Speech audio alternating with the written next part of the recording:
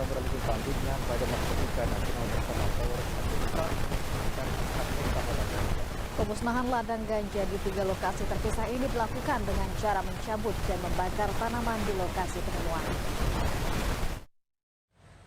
Keberadaan ladang ganja yang ditemukan di ketinggian 109 hingga 600 meter di atas permukaan laut atau MDPL membuat 170 personil gabungan yang terlibat dalam operasi pemusnahan pada Rabu kemarin menghabiskan waktu hingga 2 jam menggunakan kendaraan dan berjalan kaki untuk tiba di lokasi yakni di Kampung Lamlung, Kecamatan Indrapuri, Aceh Besar.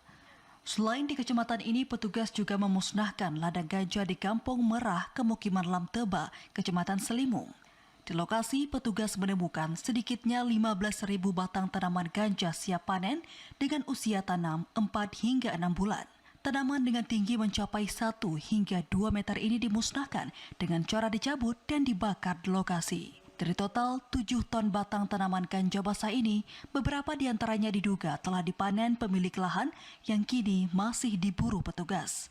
Keberadaan ladang terungkap setelah petugas menangkap RZ yang berupaya menyelundupkan 200 kg ganja dari Aceh menuju Lampung beberapa waktu lalu. Ini dia ada pemilik gudang, tapi kita masih kembangkan pelaku ini. Terus kita cari informasi di sekitar wilayah Indrapuri, terus kita ngajak tadi BIG dengan BRIN, dengan monitoring wilayah pemetaan, akhirnya kita bisa menemukan ladang ganja ini. Ini kita masih selidiki siapa pemiliknya. Kebiasaan memperoleh keuntungan dengan cara instan dinilai menjadi penyebab masih ditemukannya ganja di Kabupaten Aceh Besar meski sejumlah upaya pencegahan terus dilakukan.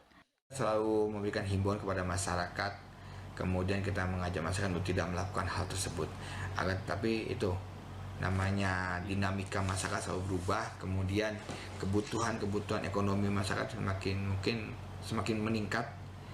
Tapi bukan dengan cara itu juga. Yang pastinya itu bukan masyarakat yang baik. Mereka hanyalah pelanggar hukum ataupun pelaku kejahatan yang mau memanfaatkan mendapatkan cara yang lebih cepat untuk mendapatkan uang.